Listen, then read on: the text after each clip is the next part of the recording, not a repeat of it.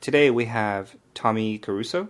I asked Tommy here today to talk about his background and his learning journey so far. I find Tommy's story, background, and strategies for learning to be extremely interesting, and so I wanted him to share that with the larger community here. I think in particular there's a couple aspects of his background and current situation that is very interesting. Besides being obviously a very, very good student here at Launch School, he's concurrently going through a computer science program. And so I wanted him to talk about that in a little bit. But before we get there, Tommy also has a lot of background in the military. And so he's retired. And after he retired from the military, decided to find a path to programming, right? And so I kind of wanted you to, Tommy, maybe talk about that a little bit, what that journey was like, and perhaps even why you decided to, or how you came to programming, and how did you, and what did you do, and how long did that take, and what was the initial impetus there for you? All right, awesome. Well, Chris, thanks for having me. I really enjoy the opportunity to come here and kind of share my story, my journey. Definitely, at 17 years old, I joined the military, and so roughly 2 years ago, after 20 years of service, I retired, and I really wasn't 100% sure on what I was going to do after I retired. I had some planning mechanisms in place, and some things just didn't line up. Actually, to be honest with you, I think I was going to start my own business doing lawn care and whatnot. And then I realized, that my body was just, I stayed in pretty good shape, but it was just working outside. It felt like I was starting over. I think I did that type of stuff when I was 17. And so I had this pile of money that had been waiting for me through the GI Bill for me to go back to school. I'd been to school quite a few times during my service. And then get moved, to where I couldn't finish school. So I stopped and started many times. And I decided to kind of go back to school. And I got in a conversation with a buddy of mine, who's actually he's a director of engineering for a medium-sized company that does Ruby on Rails, has a Ruby on Rails application. And he, one of those long distance friends that didn't really know exactly what I did in the service. And he asked me what did I really do? And I think my response was like, I said, I solve problems. At the end of the day, if you boil it all down, that's what I did. And he said, you should become a programmer. He says, that's what programmers do. We solve problems. And what started out as more of an anecdotal joke, I started to look into it. He sent me a link to Code Academy and told me to look into Ruby. And I did. It was very interesting. At that time, I felt like I couldn't program. I felt like my brain wasn't wired that way. That's just not how my brain worked. This is 2 years ago, roughly? About 2 years ago. Okay. I actually have an older brother who is a web developer, had been for years. And anytime he tried to talk to me about any of that, I just felt like he was speaking a foreign language. And and that's kind of where the computer science piece came in. I think traditional thought process kicked in. I said, well, if I'm going to do this, I need a computer science degree. And I had this money allocated for me to go back to school. So I kind of picked up that path and started a computer science program. And then I decided that based on feedback from multiple sources, lots of research, I was going to teach myself how to program in the meantime. And so what started out as like I said, a casual conversation between friends became a reality for me. It became something that I was really going to pursue. And honestly, I ate, drank, and slept coding for forever. I think I still do at this point. So 2 years ago, you were sort of got the idea planted in your head, and then you started exploring all these introduction to programming resources, right? And, right.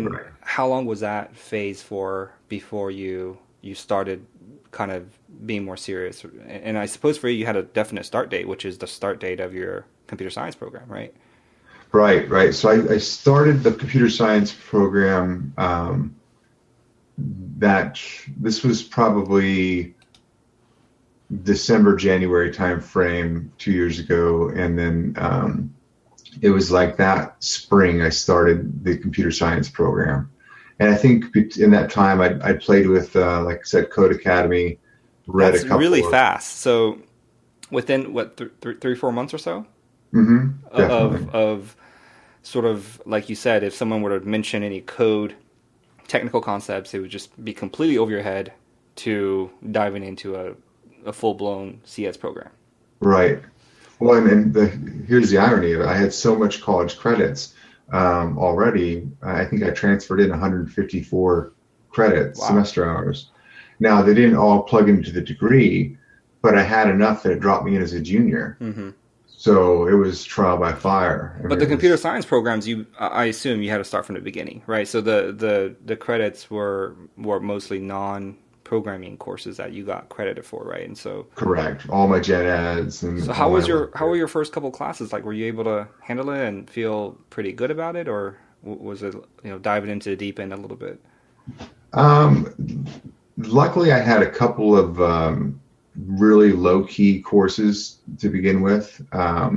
One was it was supposed to be a object oriented programming, but honestly, it was here's a book on Python, learn Python, and there was a little bit of OOP mixed into it, but for the most part, it was pretty manageable. Luckily, I'd been learning a little bit of Ruby, and Python and Ruby were very similar, Hmm. and it wasn't too far removed from, say, going through the equivalent in like Code Academy. To be Right, honest, right. the class was kind of weak sauce, but And that was spring of last year, so correct. 2015, spring of last year. So what? I guess what brought you to launch school? What brought you? Obviously, you were looking for something, and outside of that computer science program. Right. So, okay. And in the meantime, I started pairing with that friend of mine, and we jumped right into Rails. And it was like getting information from a fire hose because here I am, pairing with this guy who's been programming in Rails for years, and he's explaining stuff, and it's just like I have no clue. I can barely hang on to the conversation. Um, and I thought, well, it'll get better with time. It's Right. just going to, I'm learning this stuff in college and whatnot. And I learned really quickly that the stuff I was learning in college was not preparing me um, technically. They didn't have any tactical ability. I noticed that I would do a tutorial. I'd go through the tutorial, a couple weeks, and I'd open up a blank editor and I would just stare at it. I couldn't do anything on my own. And in a pairing session, he'd turn the keyboard over to me and I would freeze. And I Hmm. was just like, why can't I do anything? So I knew that I was missing a vital piece. And this is where my military kind of kicked in, where we have a lot of technical training. And I knew that that's what I needed. I needed something hands-on. Um, I was getting the theory, I was getting the logic in my computer science. My During my pairing, we kind of switched over into more of a tools where I was learning Vim and Tmux and stuff like that. But this vital piece was missing. So I started to research boot camps, Hmm. more with the emphasis of going to it after I graduated. I was looking for in-residence boot camps. Hmm. But then I came across Tea Leaf towards the beginning of the journey. I thought there was like 3 courses Hmm. where they kind of stair-stepped you. And I thought that looks pretty cool. And I had thought that you guys were high on my list to come and look at for after I graduated. Um, and then I was like feeling really just like lost, like I was really missing this technical piece. And I felt like when I graduated from school, I was still going to be 2 years behind the power curve, ready. So I just started looking to see what sort of online options were. And then boom, I find Launch School. And it's like, okay, so this is an online option. And I started kind of reading through the documentation.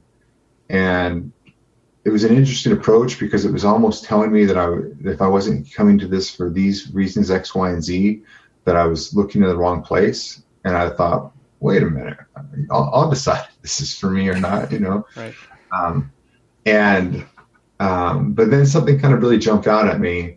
And there was a phrase in there, and I don't want to quote it. I'm going to get it wrong. But it was something like, by the time you're done here, we're not going to teach you a framework. You'll understand how to build your own. And I probably slaughtered exactly the verbiage on that. Right. But it really resonated with me. I thought, that's what I'm missing. That's the technical prowess that I need. Right, because using frameworks is fairly easy, right? As you found out, and I think many people do, as I speak with prospective students, there seems to be a common theme where if somebody has already gone through an experience that you went through, which is diving into the deep end and just getting overwhelmed, most of the time it's through something like Rails or some framework, and not being able to understand any of it, right? Or understand just a small fraction of it, but yet you have this Facebook clone, which is a weird feeling. Right? It's like you have something, but you don't understand how any of it works. Exactly. And that's sort of the opposite of what we want, right? And so when I talk to people and they have already gone through that experience, they know exactly what we're talking about. And they say, yes, exactly. This is what I've been looking for. Whereas if I talk to somebody who has not yet done that, right, they'll sort of just say, well, okay, but will I be able to build apps at the end, right? They keep asking these questions that just shows that they haven't yet experienced that. And it's almost like you have to go through that pain first to appreciate what we're doing here at Launch School, which is a little bit different, right? It's a little different than just build apps real quick.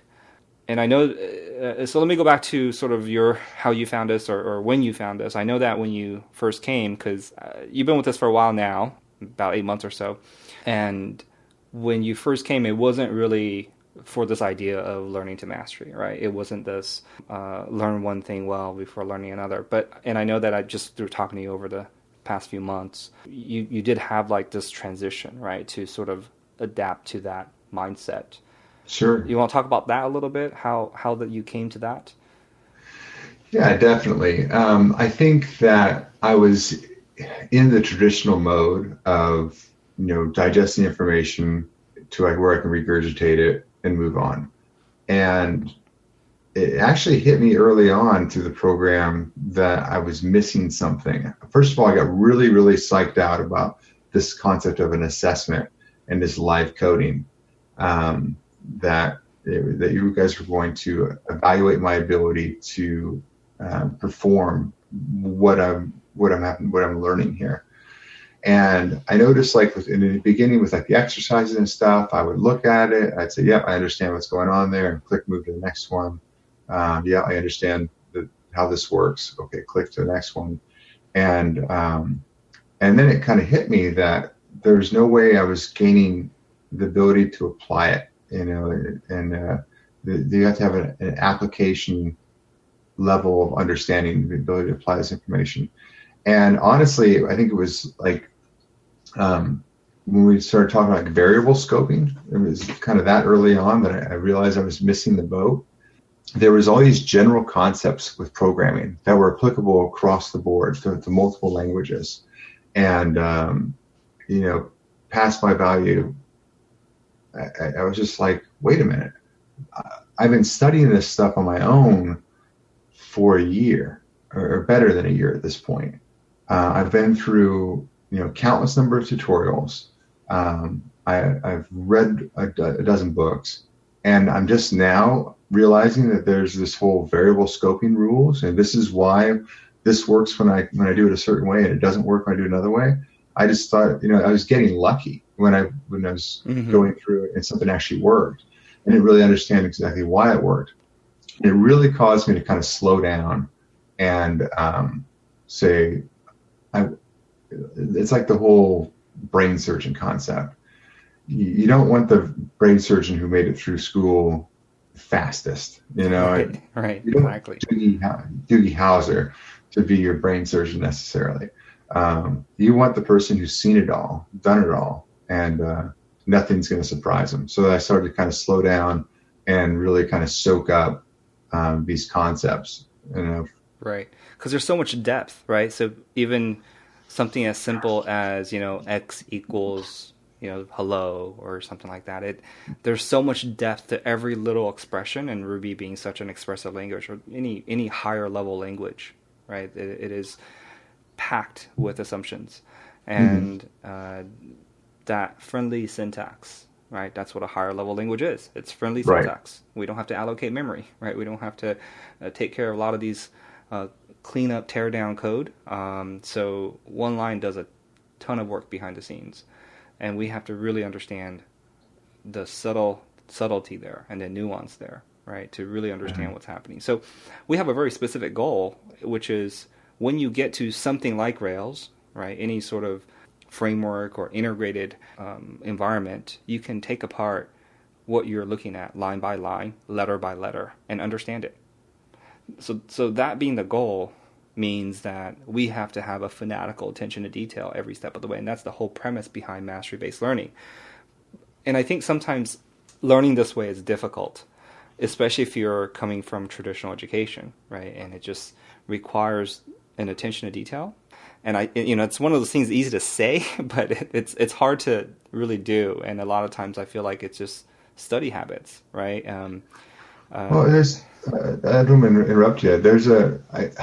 I don't think that traditional education rewards the inquisitive mind.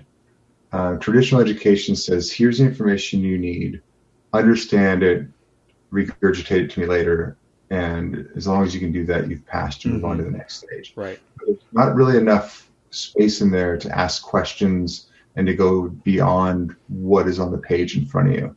And really, that's what you need to do. Right. It's so much. So the mastery-based program not just rewards the inquisitive mind, it requires it. Yeah, absolutely. I think another hard part is in the beginning, if you think about the knowledge components that we're trying to build up, right? So we're saying learn A well, learn B well, then learn C well, sort of separately. And then we start to combine them, A, B, right? And then A, B, C. And in order to learn those combined concepts, and Rails would be something like, A through Z, like all combined, right? Plus some numbers. But in order to understand the components when they're already integrated, you have to learn A well and learn it so well, right? So that you can turn it around, identify it backwards and forwards. And so that I think that's really frustrating because you're there for so long, because you have to know topic A so well. So when first thing you do is you come in to a mastery-based program, you're going to learn topic A.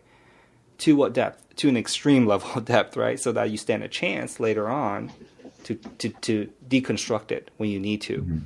And I think that's one of the most frustrating parts, in that some of the hardest courses is actually in the beginning. Well, when I mapped out my timeline of when I was going to complete launch school and everything else, one of the things I told my wife is I said, I'm going to blow right through this Ruby portion. I said, because I've been studying Ruby for a year. I know it inside and out like the back of my hand. And I was just shocked at what I didn't know. And it was a big wake up call. I mean, I ended up spending quite a bit more time than I initially dog-eared for the fundamental. Are you willing to share how long where you are and how long you've been here at launch school? Oh, sure. I think that I started around March. I started the prep course. I got serious about it. I think I spent about a month doing the prep course before I actually rolled into 101. And I don't remember exactly when I took my first assessment, but I guess I can look it up real quick. Do you have that handy? Yeah, I do. So yeah, I do. So we track everything here, and I don't want to make people too scared or anything, but no. I have you down here as sort of signing up. This is after the prep about 8 months ago. Right, that sounds all right. Yeah, and then you took your test 7 months ago, and you did perfect. And then you took your test maybe a week later or so, and you did really well there too. So a month into the start of 101, you passed your first assessment. Good deal.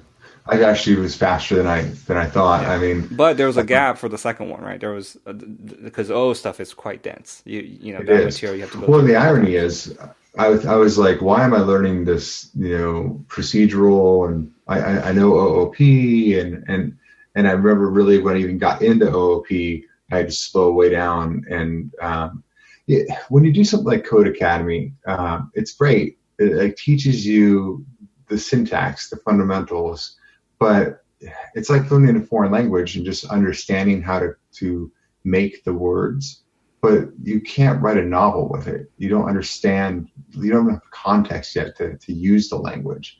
And those courses just, they don't have enough meat to get you there. And that's what really started to change with launch school, because and what you were doing. A tutorial can't tell you how well you're doing on your own. If you copy the tutorial line by line, it's going to work perfectly. And this is, this is the thing with tutorial too. I'll come back to that, but I have a theory on these things. But Right. so once I'm done with the tutorial, and then I go and try and code my own thing, and even if I'm paralleling that tutorial, it's like training wheels. It's like, of course, this is good because it's I've just changed a couple of the things, and it's still the tutorial, but you have a really hard time going off on your own. But in launch school, I really felt, I was really just blown away by the code reviews, because now I get to go off on my own. I get to take all these concepts. I get to write my own program based on these parameters, make it do something. It works. And then now I get feedback on what my code looks like. Like, yeah, it works. We forgot that part, but you could have done this differently, and this would work better like this, or hey, you did this really well. And not only that, I get this library of 100 other students who've worked on the same program. So I have context. I know exactly what they're talking about when I go read their code, and I read their review. And that to me was worth the price of admission, because it was like, that was what I was missing. Yeah, I feel like drilling, the individual pieces. Nobody has intellectual problem, understanding it from an intellectual perspective, right? And it's just when you're forced to put it all together, that's usually where it gets really, really difficult. That's what we try to force people to do. But from small projects, from the 101 level, and slowly build on it. I mean, it ramps up pretty quickly as well, so it gets challenging. But that's the whole idea, is that we cover individual, what we call atomic concepts, and then we integrate them. Slowly integrate them, and then it challenges you to apply them in a completely different context each way. And I think that's where depth comes in. It's not just you understand as one concept, period, as a flashcard, but that you see it in the context of various exercises or programs, and you're able to appreciate that concept from a couple different angles. Mm-hmm. So I think it's really important to understanding things to depth, right? You start to develop almost an intuition about it, right? It starts to form a mental model, right, of that concept. I think that's what we're trying to do, right? Have you establish a mental model? That takes a lot of time and a lot of practice. So if you're willing to put in the time, you're going to make it. So just to tie the question back, if you don't mind me sharing, Tommy, so you've been with us for 8 months. You're finished with the 100 level courses, and you're starting the 200 level courses. So I would put that at roughly maybe 40%, 45% or ish of the entirety of our courses. That kind of gives a little indication, because everybody comes in, they're just like, I got 6 months. Is that going to make it? I'm like, probably not, but everyone's different. I don't want to say, lead you the wrong road, but really the key is, if you really want to learn things well, you have to set that aside and be willing to learn things well, right? If it takes you 4 months, great. If it takes you 8 months, great. If it takes you 12 months, great. I would just say that you're doing really well, the way that you work, the way that you study, and 8 months, 40% through. That's not right or wrong. That's just one data point for people to absorb, right? To look at. So I do want to ask about your your computer science experience. You went in as a junior, so I assume you were able to kind of take a lot of computer science courses and kind of move through quite quickly. At this point, where are you at? I guess that's the question. Also, I know a lot of people ask me about this. Is can you provide some insight into comparing and contrasting what you learned in your computer science courses and what you're learning at law school? Sure, sure. Well, I'm happy to say I've got about 6 months left, and I'll complete the Wow, program. that's good. You mean the computer science degree? Correct. Okay. I'm on track to graduate. I think July 2nd is my graduation date, if everything goes well. So, and I'm pulling good grades. I have no reason to believe it's going to change now. So it's been tough. So I mean, to be honest, I wouldn't wish my schedule on anybody, because I'm taking a full load. I'm full-time college student, and plus one of the deals I made with my wife, while she brings in all the income for us while I go back to school and everything else, is that I would pick up all the loose ends. So I do all the housework, the chores. I run all the kids to doctor's appointments and do homework with them and whatever else. So I have to kind of find a way to fit all this into so many hours in the day. And it's definitely trying at times. And there's times that launch school has to slip a little bit. There's times that college has to slip a little bit. I try not to let the family stuff slip at all, but it all kind of happens.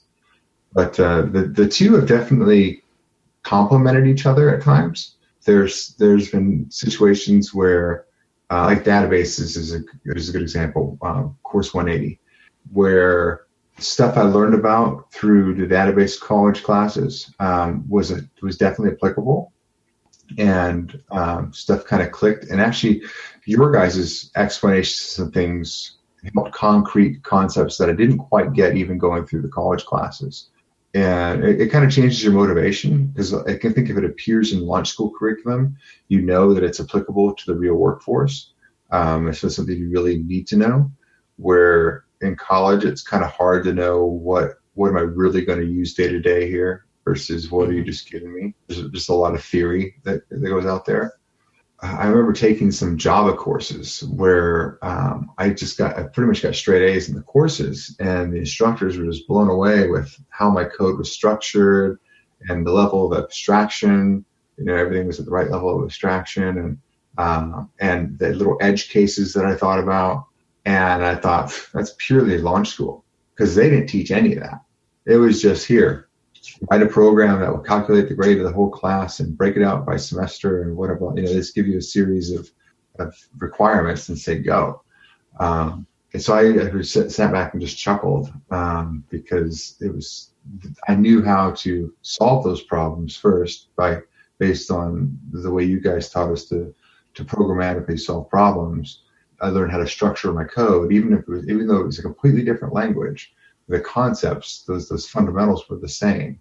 My naming conventions were sound.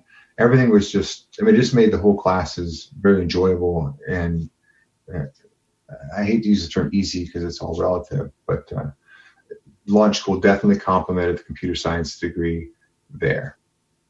So there's been a lot of compliments. There's times it's a detriment though. Computer science degrees take you down a lot of rabbit holes. You start getting into stuff like computational complexity theory, or concepts like big O notation, which we'll learn a little later in the launch school curriculum. But you're kind of getting it a little too early, maybe. Right. And they make you take discrete math usually first. Right. Right. Discrete math, which I really enjoy discrete math, but because it's one of those things where I can see the value of understanding those concepts as a software engineer. But you're kind of forced to go down these rabbit holes, which is counterintuitive to mastery-based learning. I also think a lot of programs are kind of caught in between trying to prepare computer scientists as a profession, right? Graduate school, sure. PhD, computer science programs. So trying to prepare people for a career in computer science, or providing such a baseline even more fundamental layer than what we're talking about at launch school, right? Because when we talk about fundamentals at launch school, we're talking about fundamentals of application development, right? Sure. But the task of a computer science program or degree is to go even one step lower, which is you can now go into, software for, robots and vision and artificial intelligence and, whatever, right? So it's almost like one level below. So you almost have to stay theoretical and the mathematical layer. Sure. You might have one course on Python, but probably not, building microservices with TDD. Exactly. Yeah. I mean, those are stuff you don't. Then those were the concepts that led me to look for a more technical knowledge base, because I knew that when I graduated from the computer science course that I was not going to be job ready, not for the kind of job that I wanted to do, not to go work like my buddy and making applications to solve real life problems. I knew that there was another piece I had to have there. Yeah, so you knew you wanted to get into application development early on. Yeah. Okay, so that definitely helped, and that explains it. I have a question here for you, Tommy. Sure. You've had a chance to pair with more experienced developers and see real projects, workflows, and tools. How can other students simulate that environment? So I guess the question is, you have the advantage of your mentor, right? Mm-hmm. From a learning perspective, how can other people sort of simulate that and learn that on their own? That's interesting. I would say that pairing with a more experienced mentor can be as much of a detriment as it was helpful, because they have and sometimes you forget the little things. You forget what somebody doesn't know. And like I said, a lot of it was education by fire hose, and there was stuff that was kind of getting thrown out there that. Because we had to do real work. We were trying to do these projects, and I was kind of slowing the process down. I felt like, so we kind of really focused on those other tools, like I said, the TMUX and the DIM, and that really kind of helped even the playing field. But I would say that if I did not have access to my pair, that I would seek out somebody who was kind of maybe just a fraction above me, maybe one standard deviation away, because they're just so much closer, and there's so much. I'll add my little piece to that is, we've been doing this for a long time. At launch school, we used to be Tdd Academy, so we've been in business for over 4.5 years.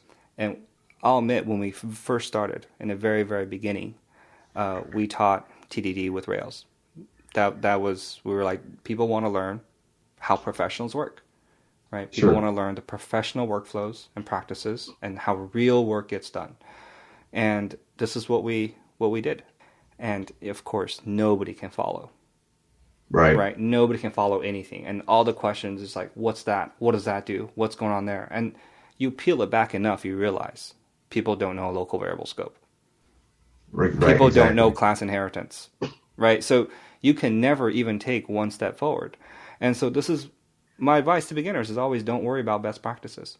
Don't worry about the quote-unquote right way or the way that currently it's done.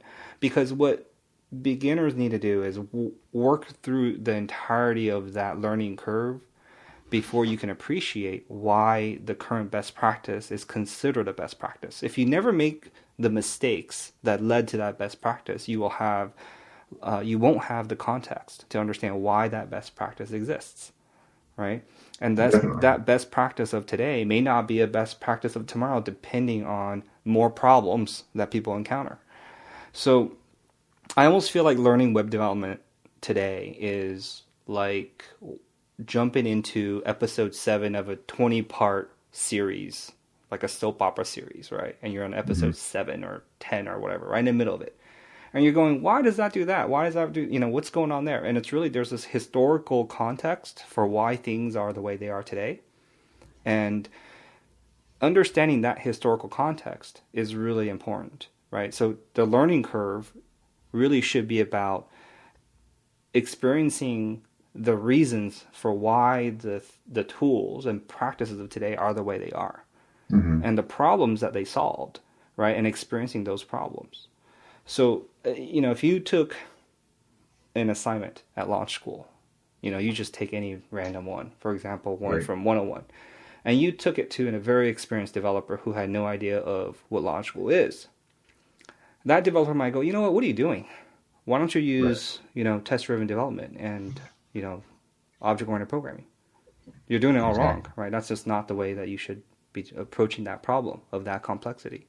He's not wrong, but this is for learning, right? There's a reason why we don't teach a TDD style and we don't teach object-oriented programming first, because you have to experience that learning curve that manual way first.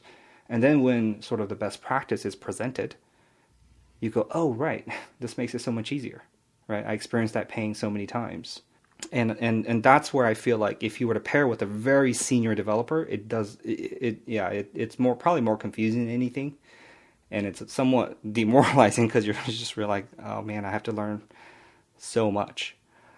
Well, it's funny you bring up the TDD paradigm there because that was one of the things that I really ran up against. And I've realized months later, he wrote, his code was very testable the way he wrote it. He'd been doing TDD for so long that even without writing tests first, he knew how to structure his code in such a way that it was testable. So then when I would try and go write some code and then write tests for it, I couldn't quite figure out how to test it. And the problem wasn't that I was writing the tests wrong. I had those concepts down, but the code I was writing wasn't very testable. And since I wasn't doing it in TDD in the right fashion and whatever else, it was just, I knew that there was a whole lot of missing pieces there. There's some huge gaps in my knowledge. Right. So I stopped. I said, okay, I'm going to stop trying to TDD everything.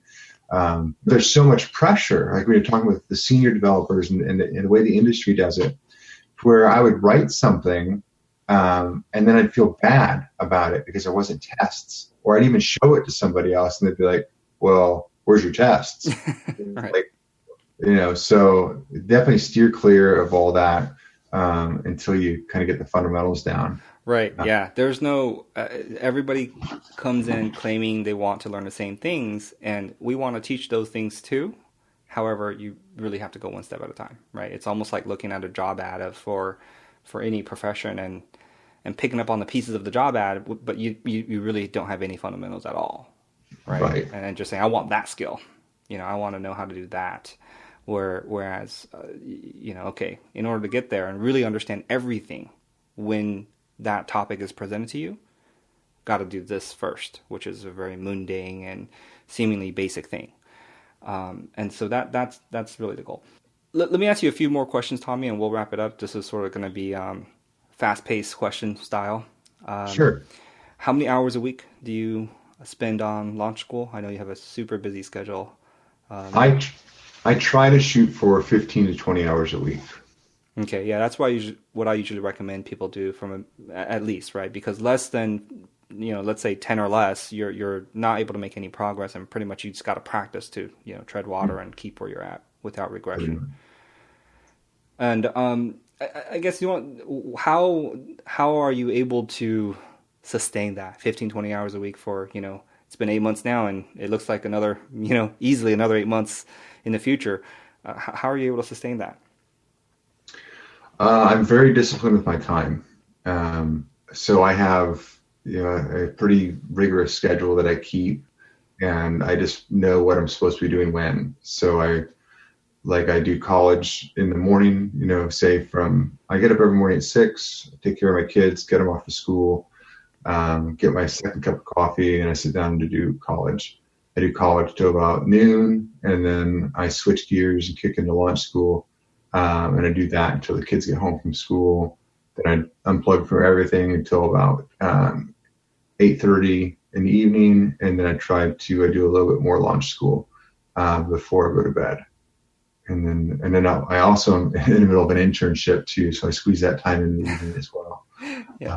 Yeah, that's incredible. Every time you in a chat room you mention something, I'm just thinking, how in the world are you able to squeeze that in? But But I feel like that's the key to this whole thing, right? Is I think everybody knows the answer. It's just kind of like losing weight, just you got to eat healthy and run around a lot and exercise, right? But it's hard for that reason, eating healthy for 6 months, 12 months. There's two things that I think have helped make it successful.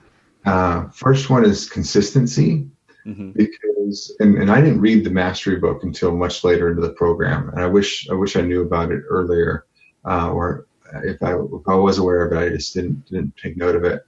But it's the consistency. So when it's time to do launch school, it's time to do launch school. There's no motivation for me to get myself psyched up, whatever else. The same way when it's time to do college, it's time to do college. It's like when it's time to sit down and do the kids' homework, it's time to do, it's like that's the time that's allotted for it. And there's no like, well, maybe I'll watch it on Netflix, or maybe I'll right.